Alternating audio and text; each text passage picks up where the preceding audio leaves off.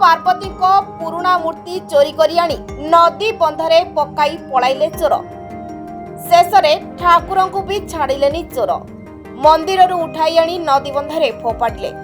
पुरी जिला पिपिली ब्लॉक गोवर्धनपुर दयानदी बंधरे चोरी करी आनिथिबा शिव पार्वती पुराणा मूर्ति रखी पलाइले चोर। जरी अखारे बंधाई अवस्था उद्धार कले स्थानीय लोक। घटनास्थल में देखणाहारी भिड़। एपटे घटना विषय में पिपिली पुलिस सूचना पाई अधिक तदंत आरंभ करुछि।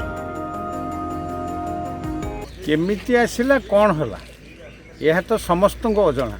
तथापि प्रातः काल राति 4टा समय जिते फूल तोड़ाली मैंने फूल तोड़ा आसिले देखिले अखा भितर बंधाई किसी जिनिस अच्छी से मैंने किसी न बुझी न विचारी अखाटा खोलदेला पर से जोगाजोग कले आम सहित।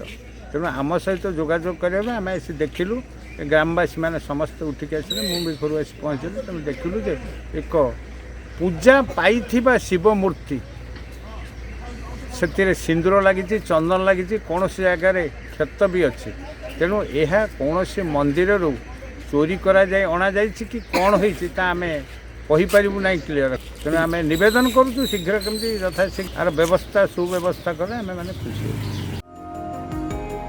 सूचना अनुसार अंचल किसी लोक शौच होगापी नदीबंध को जाइथिबा बेले एक अखारे बंधा होइतिबा एही मूर्ति को लोके देखिथिले। अनुमान करा जाउछि कि चोरी करी आनी नेउथिबा समय कौनसी कारणवशतः एठी चोर माने मूर्ति को रखी पळाइछन्ति। एही मूर्ति बहु पुराना बोली अनुमान करा जाउछि।